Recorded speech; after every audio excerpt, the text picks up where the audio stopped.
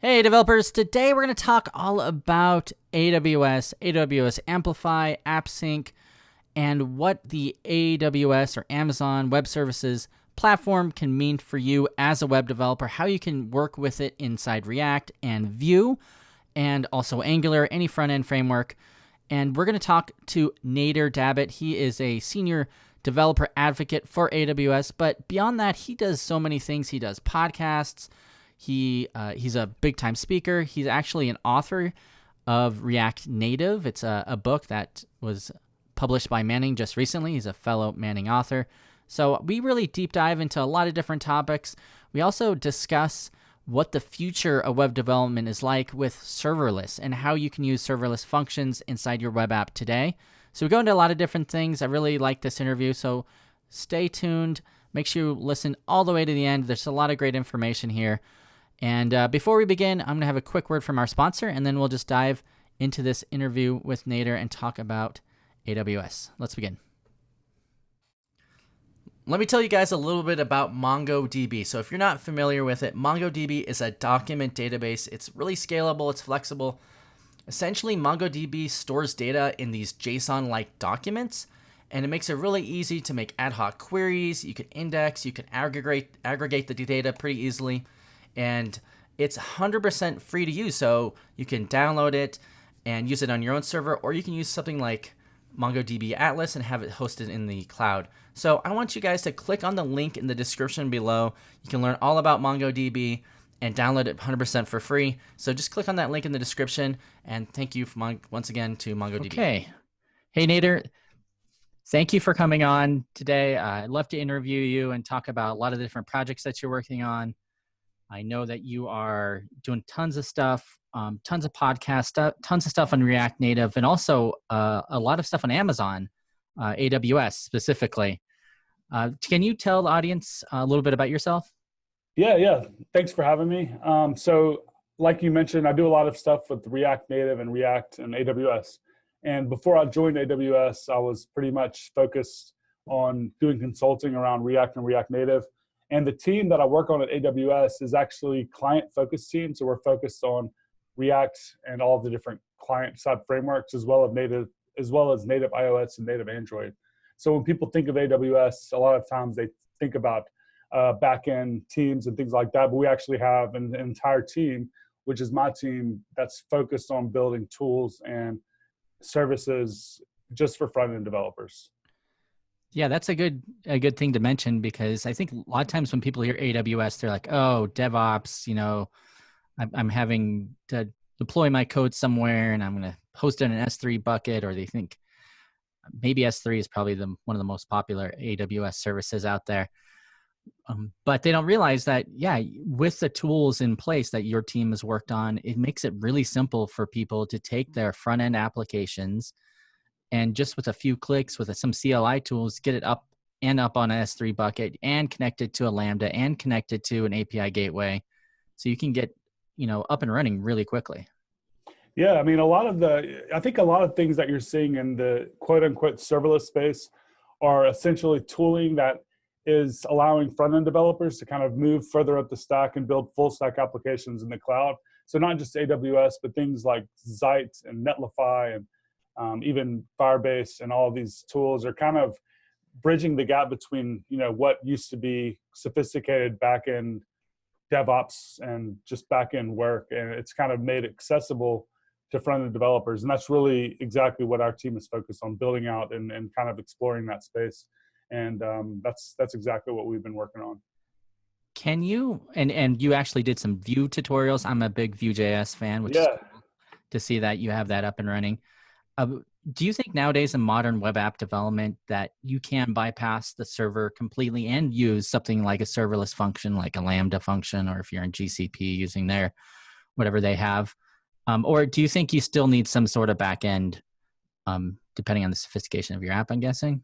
Yeah, I guess it just depends. It always depends on the app that you're building. If you have, typically what I will do if I'm helping a client or a customer or even just someone in the community, we'll just lay out their application, look at the requirements, and we'll kind of like, draw a line like, oh, we can do this, we can do this with that. And then we, sometimes we can, sometimes we can't. But I would say, depending on your situation, it may or may not even be a good idea to go that route. But we're seeing more and more companies, developers, everybody kind of going for that serverless route, because you just end up with overall less initial work up front, a lot more ability to experiment and try new things, because you're not spending months, building out all of this infrastructure that you're not sure if you're even going to need. Instead, you can just kind of spin up these services and deploy your app, and if it works, then you have better problems to worry about, right? You're like getting users, and your app is doing good. If it doesn't work, you haven't wasted a lot of time trying this thing out. So Yeah, I really like where we're going in the future, and all the cool stuff coming out, especially companies like Amazon leading the way, and like you said, Netlify and a lot of others, Google and Microsoft too. yeah, everyone's kind of doing their own thing, which is cool. Yep. And me, I came from a Java world where I had Java application servers and using Spring, and then moving to like having a serverless node backend has been pretty fun too to go into and to play around with. Let me kind of move on a little bit. I want to touch on one point here. I mean, you are also a fellow Manning author. I created the Vue.js in Action. You have React Native in Action that just came out in March of this year, I think.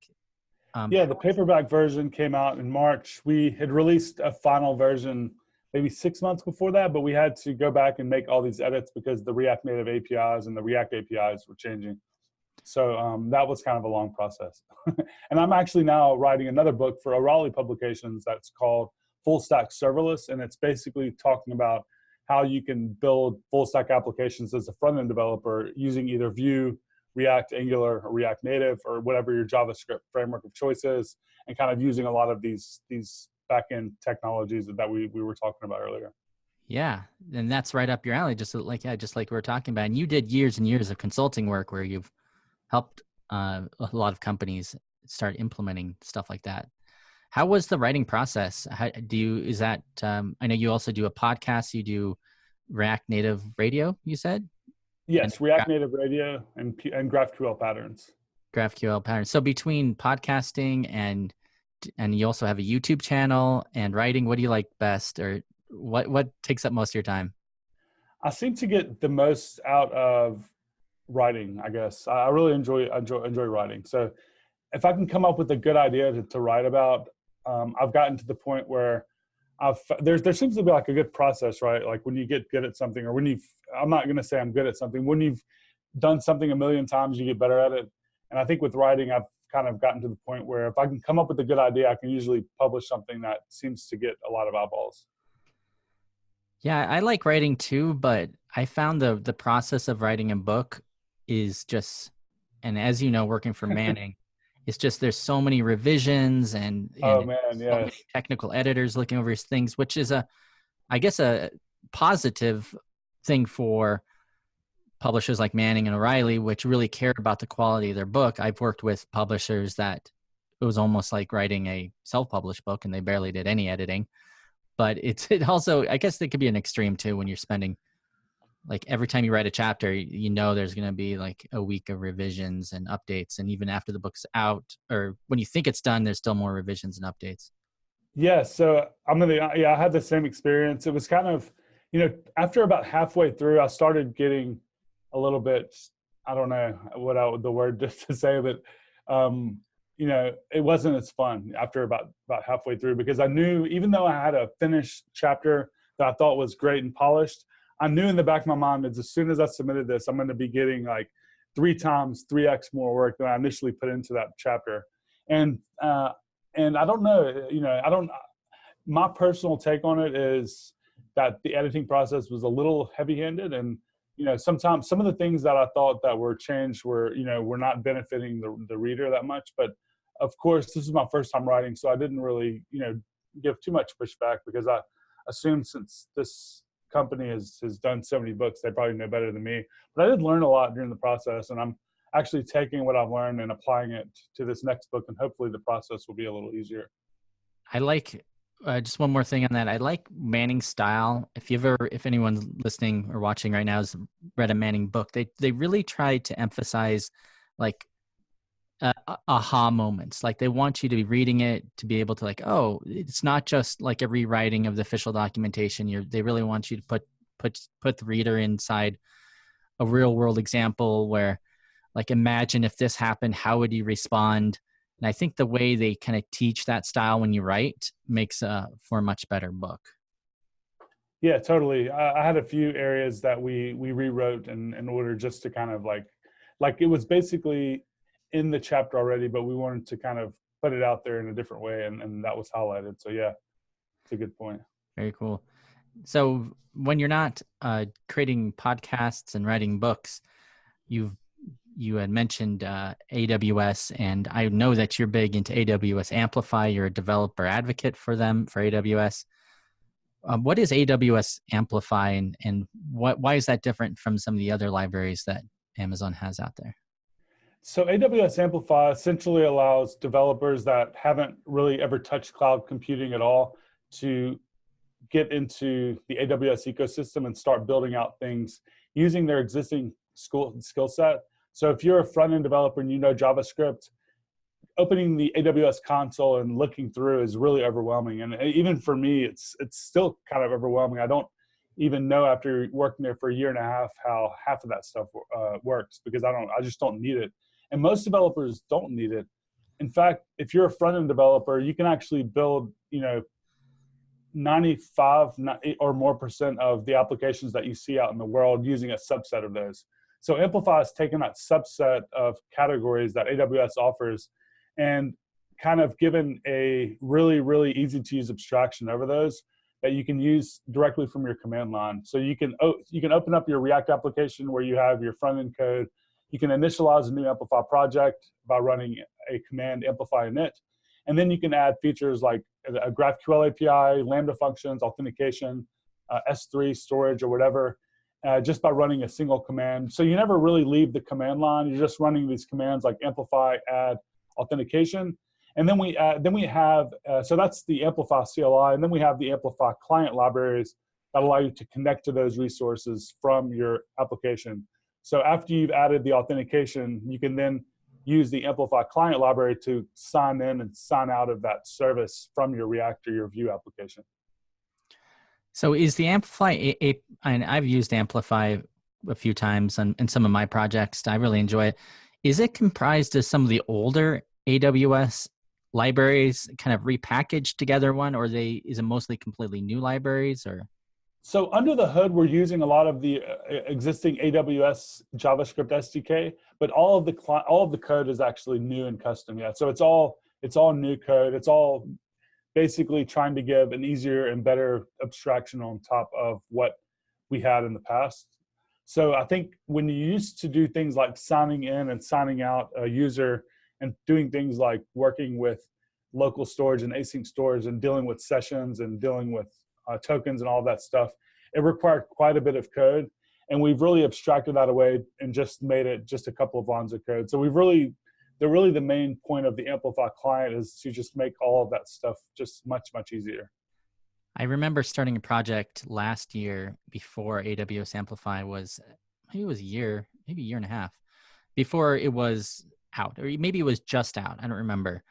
But I remember using I had to download the example app that was with this SDK, and then I was trying to figure out how it would work with my Angular project, and then when AWS Amplify came out, I was like, oh, I can just run a command line and it just creates everything I need, and yeah, it was just so much more simple. I definitely see that. What on the AWS Amplify CLI, I know one criticism I've heard is some people are wary of things they don't understand. So for example, if you use AWS Amplify CLI and let's say you create a Cognito user or login, or you create a Lambda function, something like that, it goes in and actually, once you init the AWS Amplify on the CLI, I believe it actually creates a security user inside your AWS account that gives it a certain amount of privileges. And it also then creates the actual AWS Lambda function or the API gateway or anything like that. So you're not sure exactly what it's doing. Is that I mean, should I have any concern of what it's doing? Should I go like into the AWS console and kind of trace down what it created? Yeah, so I would say for the first couple of times you use the Amplify CLI, you can always run the Amplify status command and actually see everything that's been created. And then you can actually just go into the AWS console and view those things. And if you'd like to delete those directly from your console, you can do that, or you can delete everything from the CLI. But I would suggest kind of spinning up a couple of services and then just deleting and tearing down the whole thing just to kind of see the whole process. So from the CLI, you can delete single individual services that you've created, or you can actually delete the entire project, which will delete all of the services. So for instance, if you've created a React app within an Amplify project within that React app, and you've added authentication, maybe a database and an API, you can run Amplify delete. That will actually delete everything and nothing will be left in your account. Okay. Yeah. So you recommend like tearing it down, maybe trying testing it out, see if you can understand. Although the defaults that it creates are good. That it Yeah, the creates like, defaults that it creates are very, very safe. In fact, everything we do is kind of with safety in mind. For instance, if you create like an S3 bucket, we do not ever allow any public access. So, you in order to use that S3 bucket, you have to use the Amplify client library and use it in the proper way and things like that. So yeah, everything that we create is done with security in mind. if you already have a sophisticated DevOps team in your company and you're looking to add a AWS project and you use Amplify CLI, do you think that's a good fit between the two? Because maybe the DevOps guys are using CloudFormation or Terraform and they're kind of building everything up and building everything down. Does I it think fit it's in with kind that? of I wouldn't say it's a replacement, but it's an alternative to CloudFormation. Right now, CloudFormation just supports everything. You can do anything with CloudFormation, and that's not the case with Amplify. So I would kind of say if your use case fits Amplify and you only need an application that has kind of like all of the basic stuff, you don't need any EC2 instances or anything like that, for example, then Amplify would work fine. But for anything, a little bit out of the scope of, whatever the basic feature set is, and the Amplify feature set actually continues to evolve and add additional things. But for right now, you can just kind of go to the documentation and see. But I mean, no, I wouldn't say it definitely would replace a DevOps team. We've seen people and companies that have DevOps teams use Amplify to prototype and kind of come up with new ideas and new features and test them out. And once they get to the point where they want to ship something, they can either continue using Amplify, or if they feel like it's going to become out of the scope of what Amplify does, they'll then just move that CloudFormation to the DevOps team and they'll handle it from there. Makes perfect sense. And I know one thing we've done at our team is we use the Amplify library, but we didn't initialize it to actually create the services. But we used the Vue library and the Angular library built into to Amplify to do authentication. So that way it was just it has these like it has like its own services and its own like I want to say its own specific front end library functions that you can use. Yeah, totally. So if you want to, you can definitely just use the client library and not use the CLI at all. So the client library takes a configuration object, and that object has like key value pairs between maybe like the GraphQL endpoint and the location of that GraphQL endpoint. So it would be like GraphQL API underscore something, and then it would be the URL for that. And then the same thing with Cognito for authentication and things like that. So you can literally just not use the CLI, go directly into the AWS account if you're already kind of familiar with that, and get these resources and then just use that as your configuration locally. Yeah. So we actually have a lot of customers that are doing that. So customers that are out of the scope of what the CLI offers use the Amplify client and just in that way. Yeah, that's what we did at one of my projects that I worked on. We just had to make sure we set up the correct settings inside the Amplify configuration file. Yeah, you just kind of have to know the way that the key value pairs are specified and what the actual keys are. Yep. We have that documented, of course, in the documentation. And I know we've been talking a lot about React, but I've seen people, you and me both, and you've done some YouTube videos of using Vue with AWS Amplify. We kind of touched on this earlier, but pretty much any kind of client-side JavaScript framework will work, right? Yeah, so it supports everything JavaScript.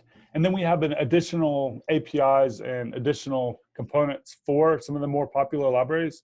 So we have first-class support for Vue, Angular, Ionic, React, and React Native right now. And we're continuing to investigate others out there. So I know there's Flutter, for mobile, and then there's one other JavaScript. Svelte. Svelte, yeah. So we're actually investigating Svelte a little bit. We also support native iOS and native Android. Nice. So how do you do mobile development? Was that, and then how does this, I haven't used AppSync, but how does AppSync work with Amplify? And what is AppSync? Yeah. So mobile development works very similarly to the web development stuff we're talking about. You can use the CLI to create the resources, and then we have a mobile SDK that connects to those resources. So everything around the workflow kind of works the same. In fact, what we're seeing is people using the Amplify CLI to create their backend resources in one platform, like web, for example. And then they want to also deploy a mobile app with similar backend. They might want to utilize the same database with the same API and maybe the same authentication service. The cool thing is that configuration file that you were just talking about that you had to populate yourself, that also gets populated by the CLI. You can just copy that over into any project, and then you can use those key value pairs to deploy or to connect to the same backend with multiple front ends. So that's kind of how that works. But as far as AppSync, so AppSync is a GraphQL as a service. And we see a lot of people that were investigating things like Realm or things like Firestore that need a managed backend, but maybe they want to use GraphQL, choose AppSync. Also, people that just need real-time functionality in general, since AppSync is built using GraphQL subscriptions offer a documented and a really good way to do real-time using GraphQL subscriptions. So a lot of people use AppSync for that as well.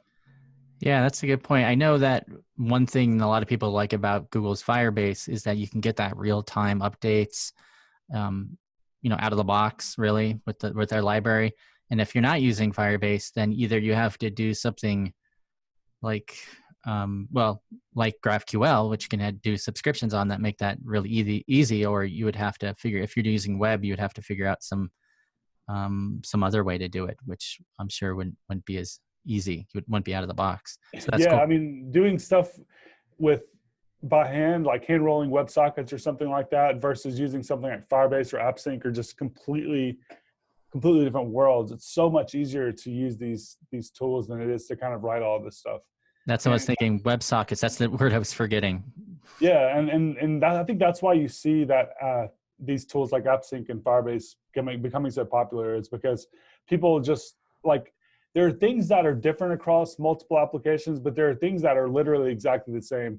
There's really no need to rebuild APIs over and over and over again, because you're going to need these certain set of things that you can kind of plug in whenever you need them.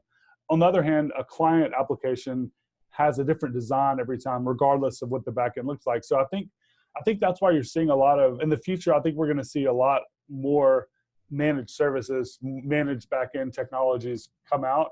And we're already seeing the front end developers become more and more, I guess, in demand and higher paid, because it's harder to abstract away the stuff on the front end than it is to abstract away the stuff on the back end. Yeah, that's a good point. It's us front end developers we're becoming more and more valued, and I like that. That's good because we can do full stack.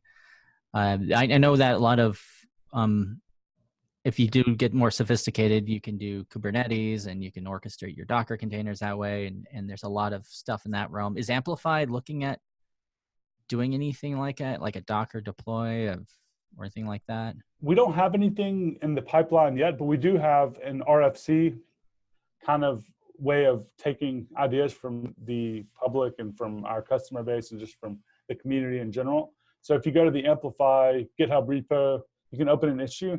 And a lot of times people have submitted issues that we didn't even think would be popular. And then we have a rush of people come in, plus one it, and say, hey, we would love to have this. We add it to our backlog, or we prioritize it depending on the demand. And that's kind of how we implement new features. We just completely are reliant on customer feedback and community feedback. Yeah, that's awesome. So it's open source project. So anybody can just throw up an issue, RC. I actually did that once. I had this weird issue where we were using, I think I even emailed you about it, Nader, where I was trying to, it was like this weird issue with the way we're using Cognito and tokens and trying to get an answer to that. So I even put up an issue, and I did get an answer on that. Cool. Yeah. So, I mean, regarding it being open source, so the Amplify CLI and the Amplify client are both completely open source. They just basically enable you to use existing AWS services. The thing that isn't free is AppSync, because it's kind of a managed service. You do have to pay for that. But we do have a free tier, and the free tier is pretty, I guess the word for it would be, I don't know. It's a good free tier. You can kind of use a lot of resources for free. And then we have something called the Amplify console that we haven't really talked about. And this is for hosting. So if you're looking to do hosting based, some Git-based hosting, or you just want to throw up a Vue or a React app and get it live on a URL and maybe add a custom domain, and you want to do something like updates that are based on Git commits or anything like that, we actually have a service that is under the same name. It's called Amplify Console, but it's actually a little separate thing. It's its own service. So you can check that out. It's similar to something like Netlify. Yeah, I was actually just playing around Netlify, and then I saw Amplify Console. I'm like, oh, that's interesting. So you can do a whole continuous integration, continuous deployment. You can push it right to your S3 bucket and run your tests, and it integrates in with GitHub and GitLabs too, I guess. Yeah, GitHub, GitLab, Bitbucket. You can upload from a Dropbox folder, just a zip file. There's a bunch of different ways you can deploy. And we also actually offer support for the Amplify backend. So you can do continuous deployment, not only on the front end, but on the back end. So for instance, if you have a local environment that is a dev environment and your production environment is in your GitHub repo, you can kind of test out locally. And then when you merge into master, or you push a commit to master and it gets merged, then we'll build not only the back end, but we'll build a new version of, not only the front end, but a new version of your back end. So that way you're not really affecting your production environment either on the back or the front end, which is pretty powerful. I like it how nowadays, compared to, I don't know, 5-10 years ago, where we had to have our IT guy or sysadmin to procure servers and set up our development environments and all that. And now we can do our full CI/CD pipeline, write the front end code, write some services in the back end, push it up to something like Amplify Console that integrates in with Git, that I can even put a staging environment if I push it to a development branch, or directly into production if I push into master. I can have a lot of choices. And it seems like you can, I think there's this idea that, I don't know if I heard it from Netflix, this everything engineer, where you have someone that's really good at the everything from the back end to the front end to DevOps. Becoming easier and easier to become that way. It is, and it's crazy because the front end is becoming harder and harder. So you would expect that there would be less and less of an opportunity to become that. But while the front end is getting harder, I'm not going to say the back end is getting easier, but the tooling and the abstractions on the back end are giving a new way of doing things. And if you go about doing things the old way, the traditional way, it's still, of course, going to be really hard to become really good at doing everything a DevOps person used to do. But if you take advantage of some of these managed services, some of these serverless technologies, and you're a very good front-end developer, you are in a good place right now. And I think you're going to see that even continue into the future. I'm big on kind of what is going to be next in the next 5 to 10 years. And I would bet big on these serverless technologies and managed services, not only from AWS, but from all around other cloud providers and things in the community like Zeit, Netlify, and all of these other things.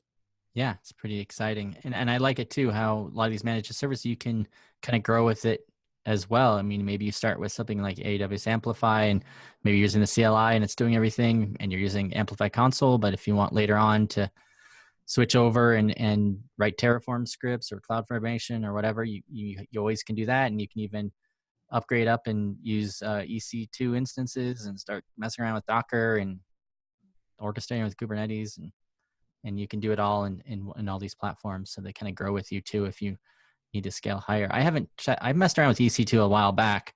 It seemed like it was pretty easy, and I know you can get pretty sophisticated with your deployments there too, I guess. Yeah, I actually haven't done a lot with EC2 either. It's just one of the more popular AWS services, so I'll always mention it. I think I've spun up a couple of instances, and SSH into them and played around, but nothing too crazy. Mm-hmm. I want to mention one thing before we wrap up here. I know I've done tons of conference talks. I think you told me before we started talking, you've done like 40 this year or 40 the last couple of years? I'm going to have a total of almost 50 events this year. That is crazy. And it's part of your job, obviously. But, and I know you, well, first, before I get into the other question, I mean, do you have any tips for people looking into getting speaking? I think you wrote a blog article about this. Yeah, so I would say out of all of those 50 events, there are maybe half of those are meetups and smaller events, so they're not all conferences. But yeah, I started getting into this 5 years ago when I moved. So I went to LA and I moved there for a short while, and I went to my first ever meetup, and it was called js.la. And I was just blown away because I came from Mississippi, moved to LA, and I didn't know anybody out there. And then I go to this meetup in this huge, like badass looking garage thing in downtown LA that's like decked out, like really nice. And this is a company that does agency work, kind of was hosting the meetup. There were people recruiting from Google and Facebook there. You got free beer, free food. Music was like awesome. It was just crazy. You know, I'd never seen anything like it. So I moved back to Mississippi and I was like, we need something like that. So I started my own meetup, and I started talking at the meetup because I couldn't get enough people speaking at the meetup. And then, you know, that's kind of where I first got in. I think that's where a lot of speakers get in, is by speaking at meetups. And it's pretty easy to get in a meetup because if you're a meetup organizer, you're probably a really busy person, and the last thing you want to do is go out and find people to speak. So if you have a meetup in your city, you can just reach out to the organizers, and they're going to very likely accept you to talk. And then after you have a couple of those under your belt, try to get a recording of it. And then when you submit a talk, you can just link to that recording. And not only will you have something to show that you have spoken before, you'll also have a little bit of experience. And I think that's kind of the way to get your first talk. And then, of course, being active in the community and engaging with people and maybe doing a little bit of writing doesn't hurt as well. Do you still submit applications to conferences and get rejected, or is it pretty much guaranteed now since you've done so many of them? I think I've pretty much stopped submitting conference submissions because we have now people, since I started working at AWS, at least, they started reaching out to me and to us. But before that, yeah, I was before that, maybe a year and a half ago, I was submitting a lot of proposals, and I was getting an acceptance rate of anywhere between 10 to 20%. So and this was with like 3.5 years of experience speaking. So it's not that easy to get it accepted sometimes. And I think the way to do it is just to submit en masse. Just submit as many as you can, and then hopefully you'll get a few accepted, and then you can kind of pick and choose which ones you want to go to.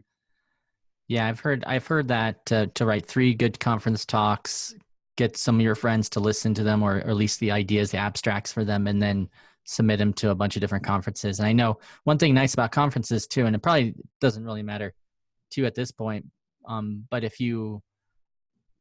most companies will only pay for maybe 1 or 2 conferences. So if you are able to speak at a conference, they usually help pay for your travel and lodging, most of them. So yeah, totally. Most of them do now. And it's a really cool way to travel. And you can kind of like go apply to conferences in cities that you've never visited, maybe as a way to not only go there and speak, but also to travel and stuff like that. Yeah, that's what I'm trying to do now. I'm trying to put together some conference talks so I can get out there a little bit more. And there's so many. There's hundreds of conferences a year all over the world too. Yeah, there's more and more every day. I feel like now is, of course, more than ever, and then tomorrow will be more than today. But there's actually a newsletter that I subscribe to that sends you a list of CFPs in your inbox every week. Are you on that newsletter? No, I don't think so. Let me just Google. I'm just gonna search in my inbox to see if I can. I think there's I signed up for a couple, and then I don't know if I ever got any emails from them. So CFP Land is the one that I think is the best. It's like call for proposal land, and they just send you a bunch of CFPs in your inbox, and you can just look through those every week and see which ones you want to apply to, and just apply to them. And it's a easy way to kind of keep up with what's going on. But also there are a few websites out there that just list all of the conferences, and then you can go to each individual website if you'd like, and then look for the CFP dates there. Yep, and having a little bit of talking behind you, and maybe even recording some of it from a local conference will help for sure. That's good advice. What is a conference box in an app? I know you were you had created some open source project. Yeah, so tomorrow I'm releasing, and I'm doing a big blog post around this. It's called Conference App in a Box, and it's a React Native app that has authentication and a GraphQL backend that can be just downloaded and deployed. You can basically download the app from GitHub, deploy the backend using Amplify init in about 5 or less minutes. And you then have a customizable app that you can use for a conference or an event. So I've been going to, all these conferences and stuff. And one thing people always ask me is, hey, we want to build a conference app using React Native. And we always get into that discussion, what's the best way to go about it? So using this, you can actually deploy an app. The only thing you need to do is just change out the logo with your logo, and then change the theme file with the primary color and a highlight color. And then everything else just does the rest. And you pretty much have it's a pretty nice looking app that you can go and either launch, or you can then customize to change whatever things that you don't like about my styling. So yeah, if you, I don't know when this is going to be broadcast, but today's July 17th. This will be open source tomorrow on July 18th. Awesome. Yeah, definitely. I'll put that link in the description below for that so people can check it out. How does that work once you deploy it? How does it get into the iOS store? Okay, so that part you still need to submit yourself to iOS or Android app stores. So this is just going to be the React Native app and the AWS backend. You then need to just, I think you go into Xcode and you package it up, and then you can upload it to the App Store yourself. I know I've been to a lot of conferences where sometimes, let me take that back. I've only been to a handful of conferences, and some conferences have really good apps and some conferences have really bad apps. So yeah. And some don't have any at all, I guess. So this app was built based on a talk that I literally just gave last week at Chain React conference. It's the React Native conference in the United States. It's in Portland. And I helped them kind of rebuild their app from 2018 to this year. And I added a real-time chat feature that was pretty cool. So while the person is speaking, or anytime, you can actually go into each talk and have conversations with other people at the conference, or you can ask questions to the speaker, or you can do a Q&A. And that was something that I saw at another conference. So I was thinking that this would be a cool thing to add. So I worked with the Infinite Red people, the people that put on Chain React, and I added this functionality to their app. And while I was doing that, I was like, wow, this is a pretty cool thing. I think a lot of people would like this. So one of the more powerful things about the app that I'm releasing is that you actually have a real-time chat feature in there. And it's using GraphQL subscription. So as people are chatting, you see these new messages coming in, and the app has authentication, so you can, make sure that people have identity while they're commenting. And we actually did something around identity in the Chain React app where we had the ability to block a device. So if someone did not go by the code of conduct, we could block their device. And we have that also kind of built into this app. So you also have a little bit of security around, if you wanted to have an admin dashboard, you could do that pretty easily. But the main part is just the mobile app. It works on Android and iOS, of course, because it's React Native. And then you have that real-time chat feature. Yeah, that's really cool. Last conference I went to was NGconf, which is an Angular conference. And they had, which I'm sure you may have spoken there one time. I've been there as an attendee. I've never spoken there. I'm a big fan of NGconf. I love that. I used to love that conference when I was doing Angular, at least. Yeah, it's a great conference. The first time I went was this year, and they had the chat app. they had a conference app, and it had the chat functionality, and I think that was like one of the most popular features.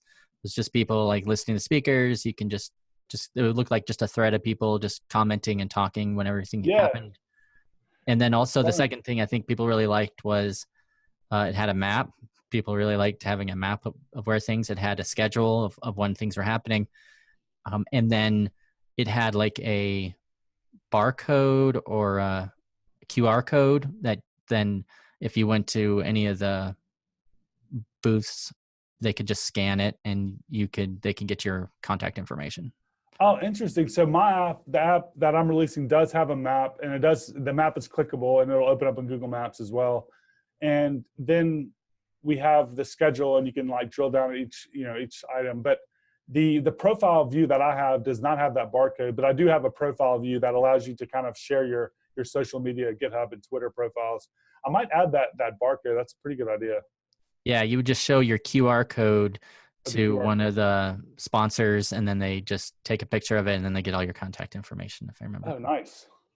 Cool. All right. Thank you, Nader. This is awesome. Where can people reach you at? Where can they contact you at? So Dabit3 on Twitter, GitHub, and Medium. And I'm actually blogging more on dev.to, and I'm also Dabit3 on dev.to. I didn't realize that until now. I just checked. Yeah, dev.to has gotten huge in the last couple of years, and people a lot more. It's almost like more developers are blogging on dev than they are on like Medium now or their personal sites. Yeah. I'm seeing a lot more people on Medium. I mean, on dev.to. I like dev.to because Medium, the last couple of times I posted there, really, they automatically have a paywall in front of your app. I mean, in front of your post when you hit publish, you have to opt out of it. So a lot of people have been posting there and not realizing that. So their posts show up under a paywall, and it's kind of annoying. So I've moved over to dev.to for now. And I understand that every company has to make money. So I'm not complaining. I'm just not going to use it for my stuff anymore. Yeah, for sure. All right. Thank you. Hey, thank you. See you later.